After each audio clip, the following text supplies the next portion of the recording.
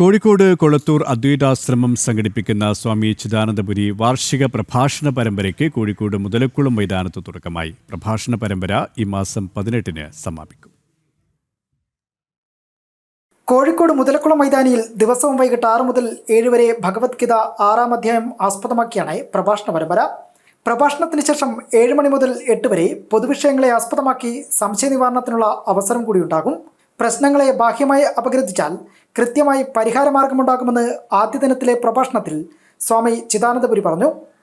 താത്പര്യം നമുക്ക് ലഭിച്ചിട്ടുള്ള വിഭവങ്ങളെ ആദരിക്കാനും ഉപഭോഗിക്കാനും ഉപയോഗിക്കാനും സാധിക്കണം. ലഭിക്കാത്തതിനെ കുറിച്ച് അതില്ല ഇതില്ല മറ്റതില്ല എന്നും പറഞ്ഞ് ഇരുന്നിട്ട് ഒരു പ്രയോജനവും മനുഷ്യ ജീവിതത്തിലില്ല. ഇതാണ് ജീവിത വിജയത്തിനുള്ള സന്ദേശം. അതുകൊണ്ട് നീ ഉയർത്തിയാലും ഉദ്ധരേതാത്മനാത്മാനം, നീ നിന്നെ ഉയർത്തിയാലും. വേദാന്തത്തിന്റെ സാരം എന്താന്ന് ചോദിച്ചാൽ ഒരു സംശയമില്ലാതെ പറയാൻ കരുത്താണ്. എന്തിനെ അഭിമുഖീകരിക്കാനുള്ള കരുത്ത്, ആത്മബലത്തിലുള്ള വിശ്വാസം. നമ്മൾ 10,000 ദൈവങ്ങളെ വിശ്വസിച്ചാലും തന്നെ വിശ്വസിക്കുന്നില്ലെങ്കിൽ ഒരു പ്രയോജനവും ഇല്ല. ആത്മവിശ്വാസമാണ് മുഖ്യം. പ്രഭാഷണ പരമ്പരയോടനുബന്ധിച്ച് വിവിധ പ്രസാധകരുടെ പുസ്തക പ്രദർശനവും സംഘടിപ്പിച്ചിട്ടുണ്ട്. ആദ്യ ദിനത്തിന്റെ വൻ ഭക്തജന പങ്കാളിത്തമാണ് വേദിയിൽ പ്രകടമായത്.